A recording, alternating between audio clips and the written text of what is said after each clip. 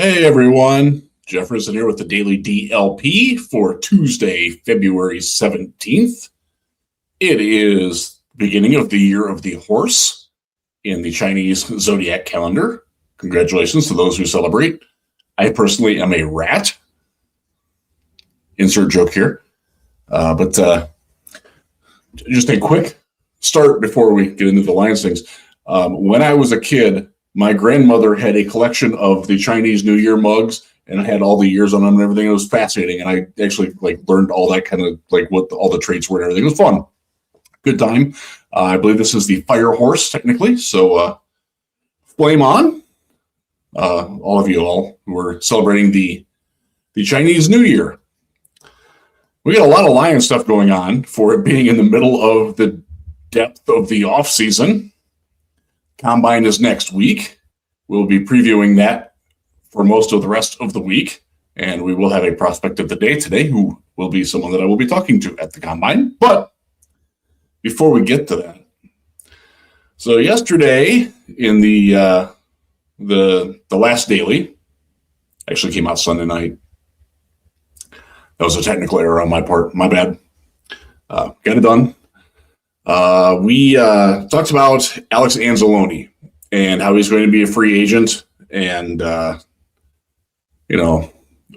is probably unlikely that he's going to come back. Well, after what I saw on social media, and apparently this was all going on while I was recording it or in the midst of the progress of that, Anzalone went on the attack on social media and in his own way. And he tweeted some things on X, formerly Twitter, that were not very complimentary towards the Detroit Lions and how they were treating the breakup. And I will pull him up here. He has since deleted these tweets, but they never go away, Alex. Trust me, I know. I've had some rough ones that get thrown back in my face from time to time. That's why I don't actually delete anything. It's always out there. People know. They find it.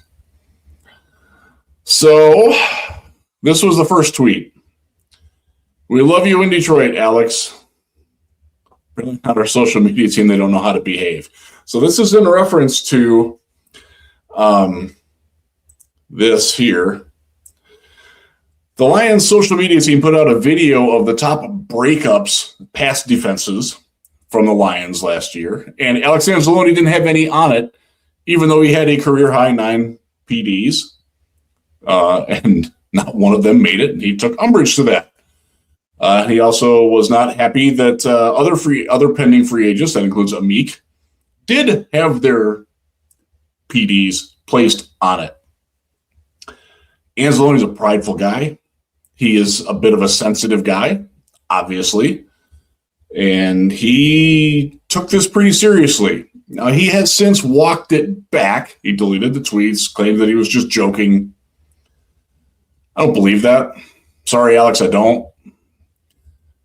The damage probably done here, and that's probably the end of Anzalone's time in Detroit. Now, I will say, and I had this conversation with another person who covers the Lions on a daily basis, and his take was this was Anzalone basically upping his price tag for the Lions if they want to keep him.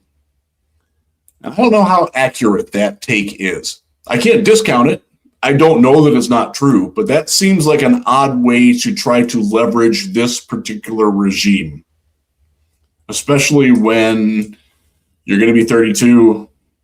You are not long-term. That's just unfortunately the reality. Like I talked about in the last daily. Love Alex Anzalone. Love what he's done for this team. I love that he is part of the reason why this team has turned around from when he got here to now. He has made it a better place, but he is not indispensable. I think he's going to find that out if he didn't know that already. And this could just be him, making sure that other teams who would be interested in him, the Jets, the Commanders, the Dolphins, the Texans, the Bears, potentially, that he's open for business. And I think that's probably the more likely one. Again, I don't know that, just my how I think he's feeling on it. So I did want to bring up one thing with this because other teams and media react to these sorts of things. That's what we do. When there's chaos in Minnesota, we're all over it. Well, when there's chaos in Detroit, Chicago's all over it. And I wanted to pull this up. This is from the fan-sided site, The Windy City. And they're talking about Alex Anzalone. And Alex Anzalone's imminent departure is music to the Bears' ears.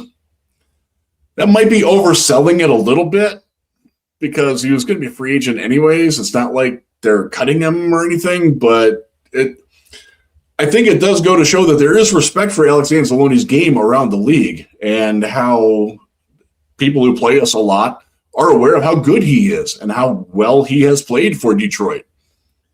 And that's not insignificant.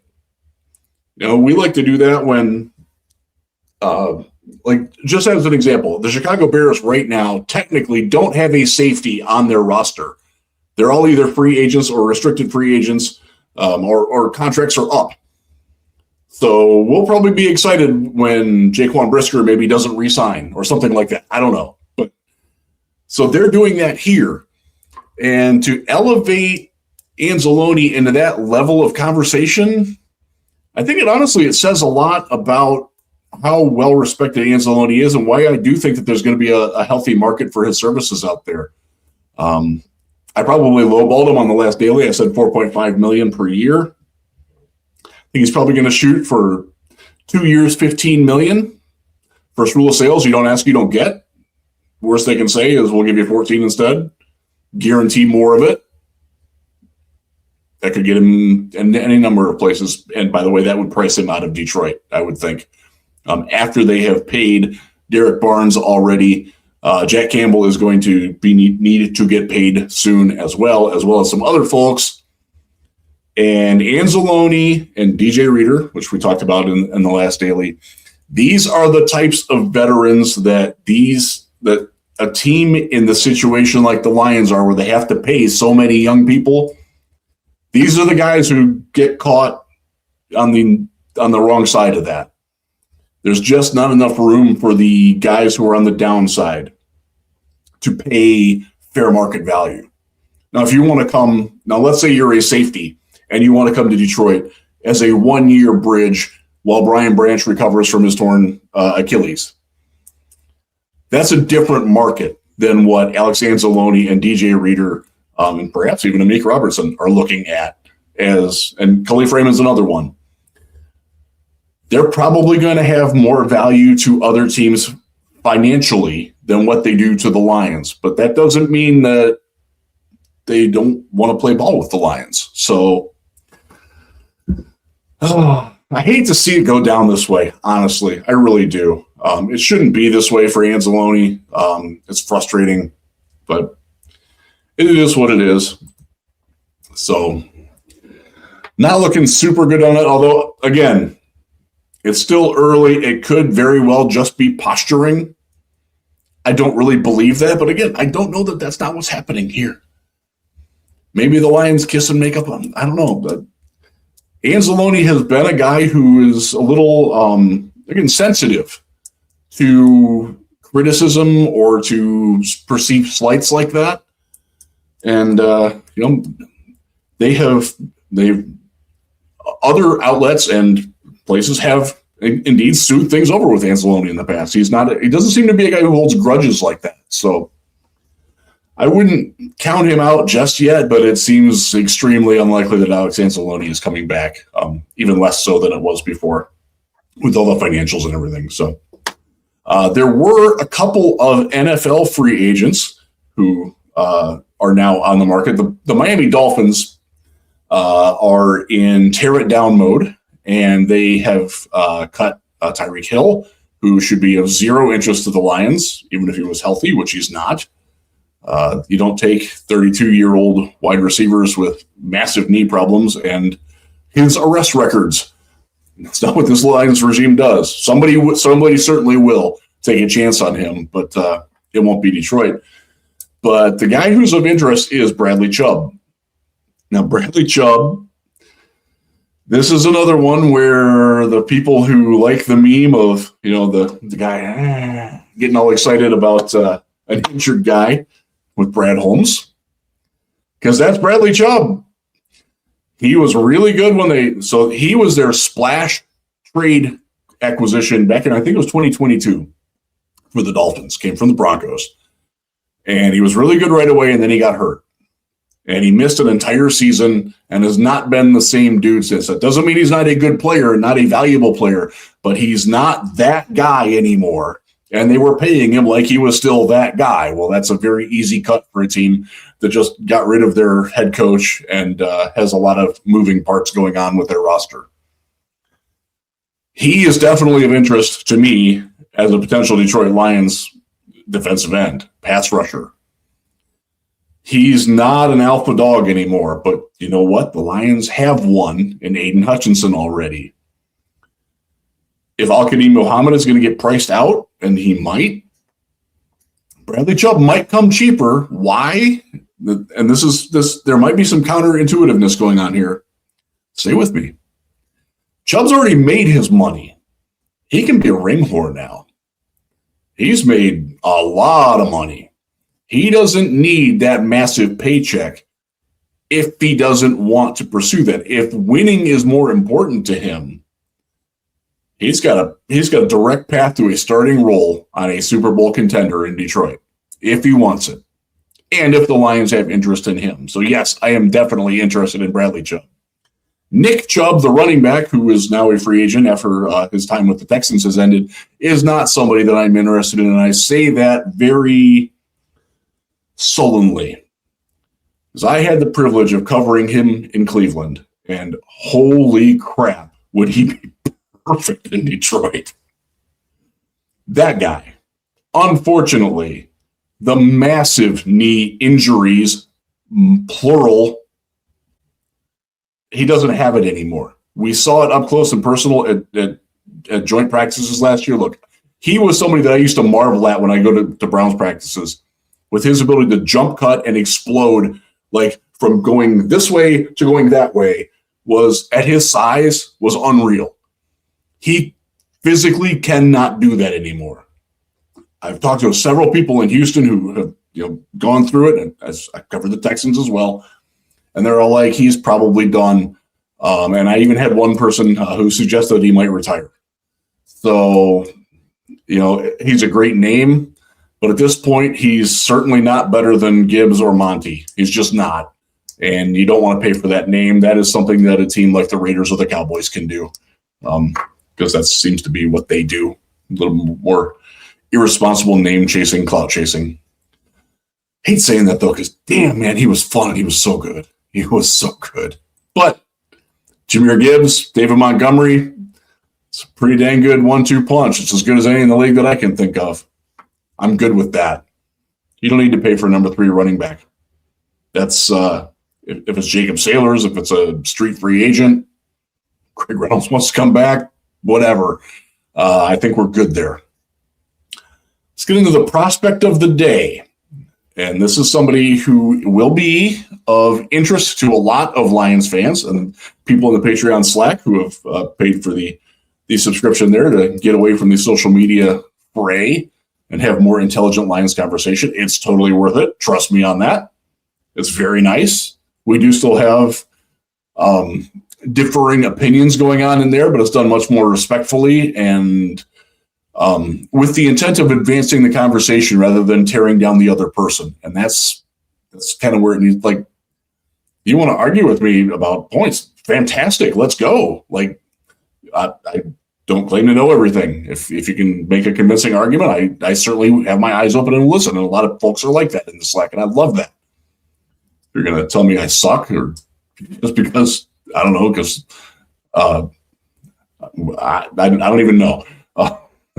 Just check the comments. I'm sure you'll see them, especially on the X. But there are good ways to argue and have discussions and disagreements, and we tend to do that in the Slack pretty well. But this is a guy who I have seen pegged as a potential pick for the Lions in the first round and the second round. And the third round, and that is Oregon offensive guard Emmanuel Pregnon. He's a fun one, and he is a divisive one, and I will get into it a little bit here. I have seen him play in person twice when he was at USC. I was at their Michigan game in 2024, and I was at their Notre Dame game in 2023. He played very, very well against Notre Dame. He did not play particularly well against Michigan. And the statistics with him are ridiculous. He allowed 1 sack in 3 years, 1 at Oregon and 2 at USC. He was at Wyoming before that. Great build, 6'5", 318 pounds. That looks legit. He might be a little bit heavier than that, but he doesn't play heavy. Incredibly light on his feet for that big of a guy. Can play right guard, can play left guard, probably better on the right side, which is where the Lions have Tate Ratledge. But again, as we've talked about, these are all moving pieces up front. Pregnon could go to the left, Ratledge should go to center. Who knows? There's a lot of options there. The point is to get talent in the building and figure it out and figure out how they fit together as they go forward. Very adept in pass protection. One of the things that I love about Emmanuel Pregnon is all over his Oregon game film. It's also on his USC film. When teams twist or stunt or blitz, try to blitz the A-gap, he is so good at picking that up, having his eyes up and reacting quickly and even anticipating it a lot. He's one of those guys where if he feels the outside – the guy isn't attacking his outside shoulder, he's going to look. I'm like, okay, that means I'm over here. Like that means my responsibilities have shifted, and he gets there quickly. He's very good mover for his size. Has some experience in duo blocking, which is the base of the Lions' power run game. He's not great at it, but he's not bad at it. He's very good at engaging in tandem with the center or with the tackle, depending on which way he's asked to go. He's good at that. Clearly a pretty bright guy. Good latch grip strength when he gets engaged inside. That is much more in the pass game than the run game. We'll get to his run game in a second. He's very, very good in pass protection. Almost a pass protection specialist, but that is selling him a little short in the run game. Has very good range, can get out into space decently. He doesn't always locate guys in space very well, and that's what I'm talking about when I'm down here and I talk about doesn't have a good feel for football geometry in space. He doesn't take very good angles when he's out in space to try and attempt to block, and I think some of it is the fact that he doesn't grasp the speed or the angle at which the defender is approaching the play. I feel like he gets lost on that a little bit or gets tentative a little bit. And that is all over his game tape as well. That's one of the drawbacks. The biggest thing with him, though, and this is unfortunate, and I saw this firsthand at Michigan, when he's engaged as a run blocker, everything that's good about his feet stops because he either slows them down or just stops completely and winds up getting caught over his skis, caught leaning. He gets a lot of times where he's falling off the block with his hands in the run game. Guys who can get up and under him, those sorts of rip moves, pin pull, like all that kind of stuff. He has a lot of trouble with that in the run game. Again, it's not so much in the pass game. It's kind of weird because normally you would expect that to be the opposite, but that's one of the reasons why he's a very intriguing prospect. Pregnon, also, we don't know his age. He was high school class of 2020, so he had 6 years of college football. Let's say you graduate when you're 18. That means he's going to be at least 24 when he's a rookie. Again, that's not a massive issue for this Lions team because this Lions team needs dudes who can play now. This is not a developmental prospect. This is a guy he's coming in. He is going to be about as good as he's ever going to be right now. That makes him, in my Lions' mind, a better choice than some other players. The run game stuff, though, he seems much more like he's going to be better in like an outside zone. And, Drew Petzing has talked about how he wanted to run outside zone in Arizona, but he didn't have the linemen to do it. I think he's going to be malleable as a coordinator to what he wants to do.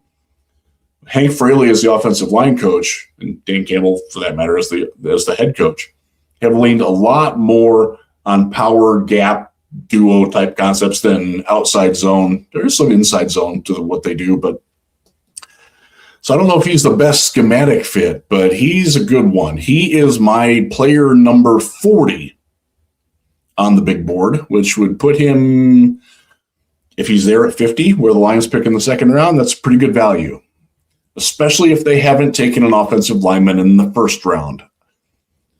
I do think and this is just a general statement that doesn't have anything to do with Pregnon, I do think that the Lions are going to be aggressive in free agency and attacking the interior offensive line. It's a fantastic year to need that specifically in free agency. But that doesn't mean that should be the only thing. They do need to draft one or two, probably just one, because they do have Miles Frazier from last year. And nobody knows where Miles Frazier's going. I don't think Miles Frazier knows where he's going to play next year.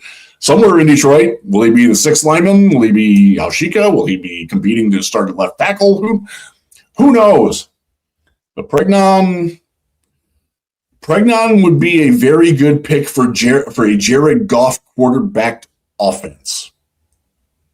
Might not help the run game in the way that I think a lot of fans would like to see, though. I think second round is the right range for him. First round's too rich. I do know a couple of people who I greatly respect as draft picks. One of them being James Foster. We're not at all in on Pregnon. They see him as a much later prospect. I'm not sure he was even in James' top 100. So there are going to be some differing opinions on him, but he's somebody that I certainly wouldn't be upset if the Lions took him in the second round. I would be if they took him in the first round. I am not a fan of taking an interior offensive lineman in the first round. I think Ash and I will talk about that at some point, or Bish and Brown will talk about it at some point. There's just a return value that's really tough to recoup, even if they're a great player, like Frank Ragnow. Great player, first round pick. I believe he was number 18 overall. If he's not great, you've wasted, even if he's just a good starting center, it's not worth the first round. You've got to be all Pro Bowl to make that justified. And I don't know if Pregnon's ever going to get there. But that's where we're at. We will have a live show, tentatively. We were supposed to have one on Monday night. Chris's laptop took a crap. So we're hoping that we can do this on Wednesday. I'm busy on Tuesday, so I can't do it on Tuesday, but we will try to get one on for you on Wednesday in the evening to be done at a reasonable hour, as I have to get up super early on Thursday. And most of the rest of the dailies this week will be focused on combine prep. I have been crash coursing again, as I talked about in the last daily, on all the guys that I haven't really studied yet. I have the printout list of all the combine guys. There are 13 sheets here, ending with a specialist, which I don't really care about. Lions aren't drafting a specialist. We're good there. One area where we don't have to worry about it all. With that, that's the daily. Jeff Risen signing out. Be good to one another.